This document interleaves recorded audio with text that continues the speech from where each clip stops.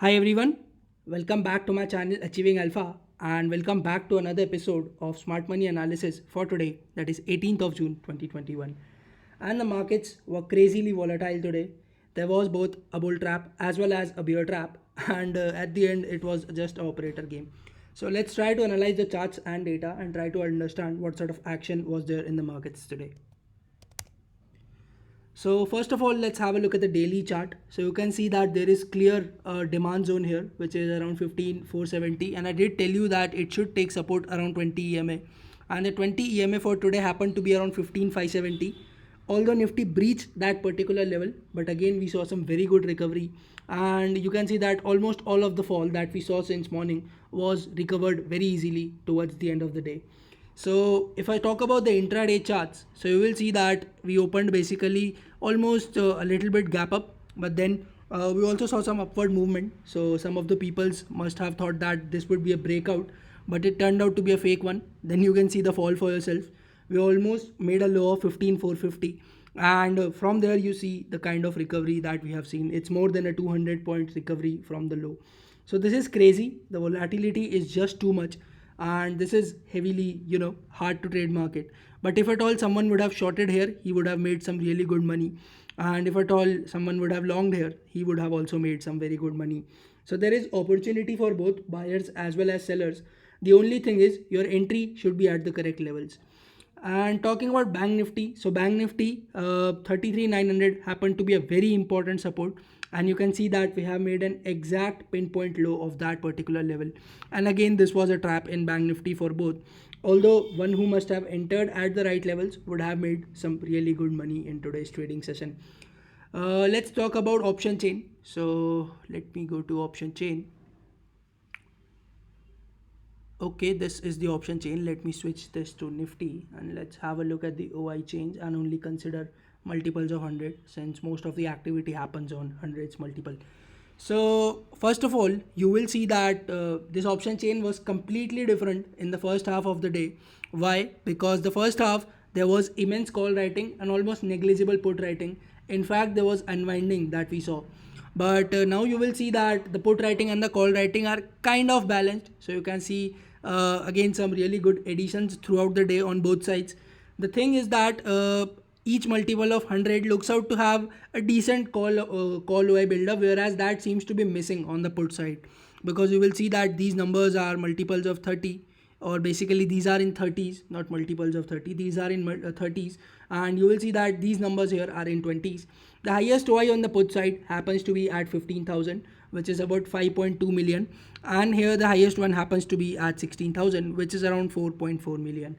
So this is the option chain for Nifty. The PCR should be close to 1. Yes, as we can see that there is almost equivalent number of calls and puts.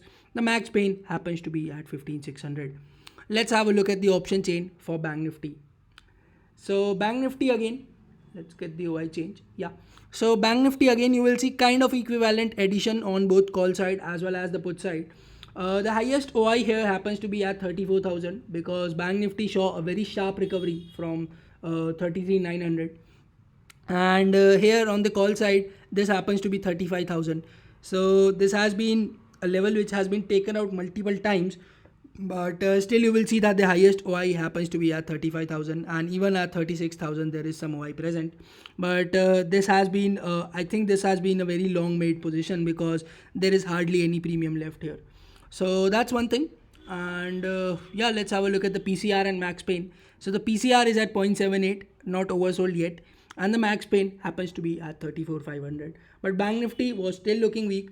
The rally which came in the second half, one of the interesting things would be to see that who was that particular entity which bought. Was it the clients or was it the smart money? So that's something that we'll have to see. Talking about the global cues, so global cues, you will see some immense weakness. So you will see that the Nasdaq, the S&P and the Dow Jones are all down, and significantly down, I would say. Whether these recover or not, that's another thing which we need to see, because Dow is kind of in the oversold territory. It has fallen up more than 1,000 points, almost 1,500 points. It has fallen from the high, and that's not very good. Talking about the European indices, again immense selling which we have witnessed here.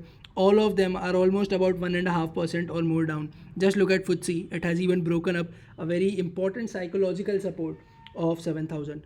So not a very good signs in the global markets. You will see red signs everywhere, and even in Asia you will see that the Japanese index Nikkei is down over a 1%, and Hang Seng is trading positive. That's something. But if at all you have a look at the dollar index, so this is what will create the problems for emerging markets like India. So you will see that the dollar index has even crossed 92, which is heavily bearish for our markets.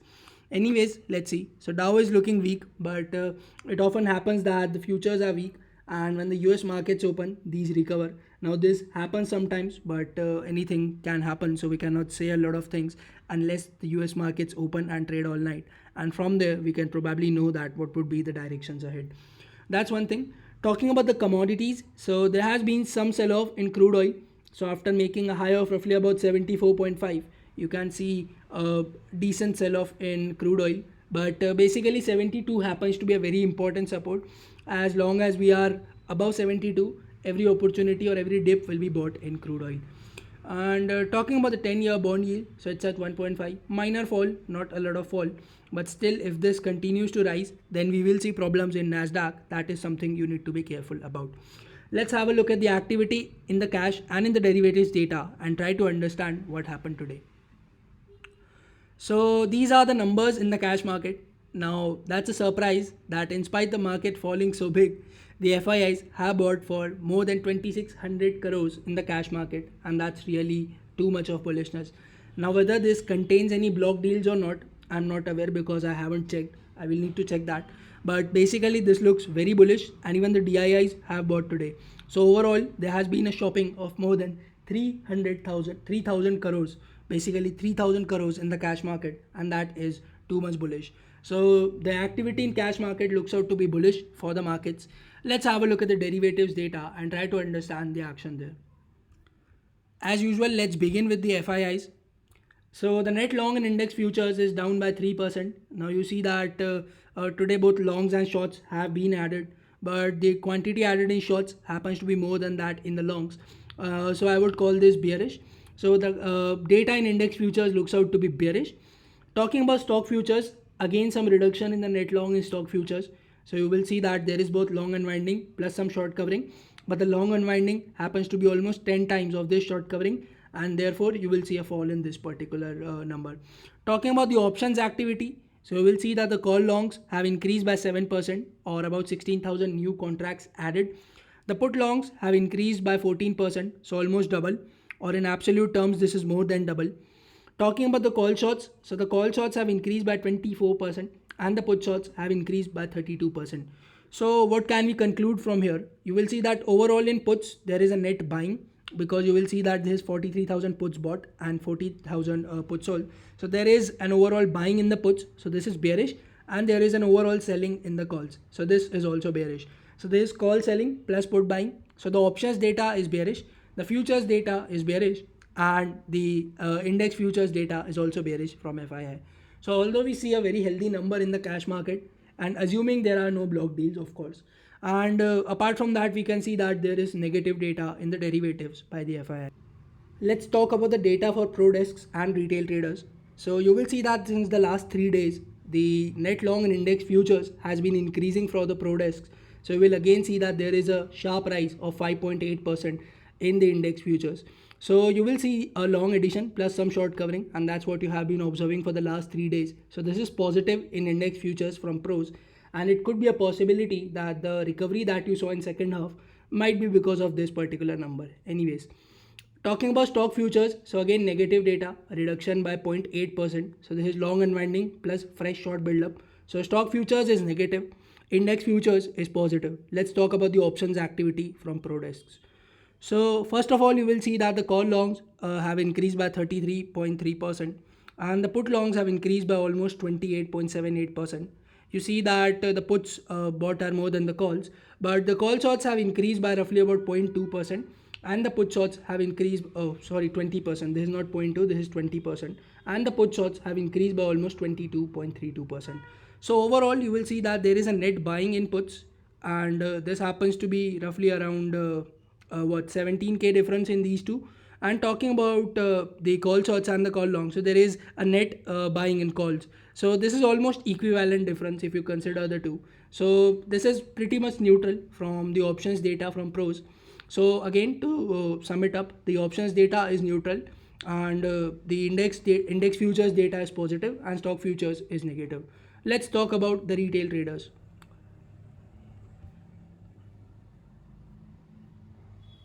Okay, so first of all, there is a drop in the net long and index futures from retail.